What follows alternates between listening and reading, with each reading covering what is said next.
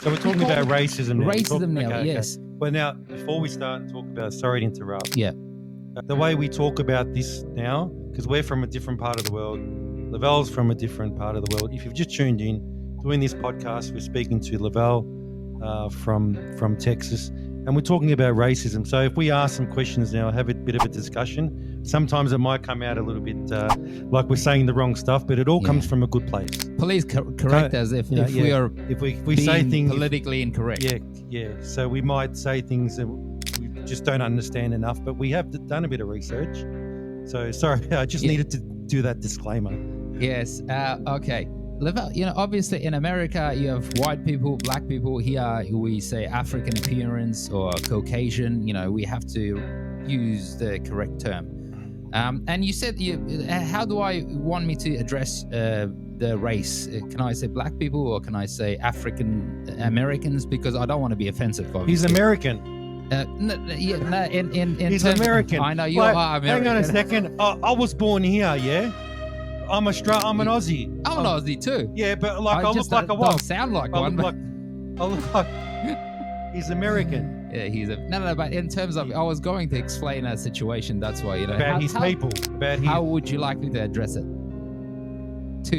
I personally don't differentiate between African American and black, because historically, every person of color or people that we consider black people didn't necessarily originate from Africa. Now we know that there's a great bit of historical evidence to show that Africa probably is the beginning of humanity in most cases. But whether you say African American or black or whatever, it's not offensive to me. It's not offensive to people that I know.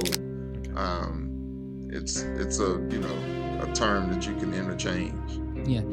So okay, thanks LaVell for clarifying that. So you're referring to your friend. He was a white man,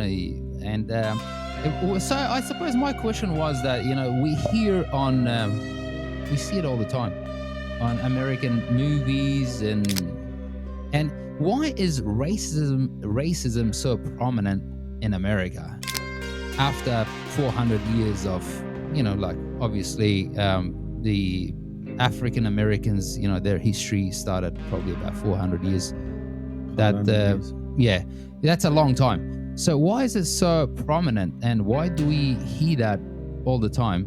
And you, as an African American, have you experienced racism?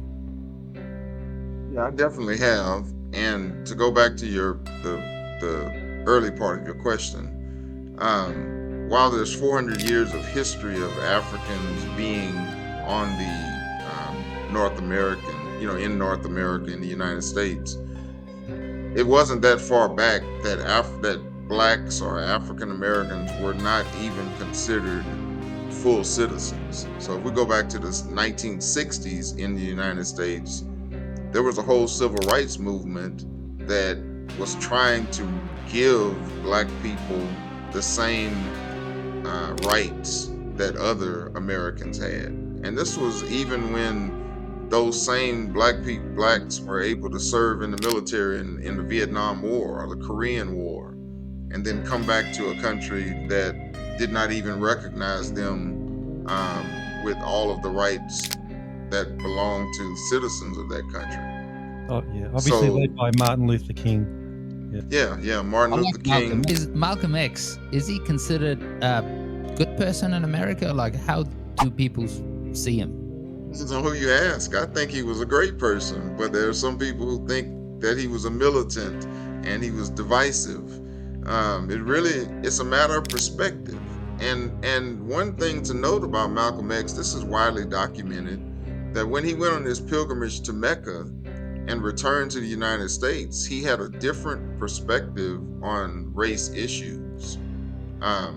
He was willing then to sit down with someone like Martin Luther King, who believed in nonviolence, even though he subscribed to a by any means necessary type of methodology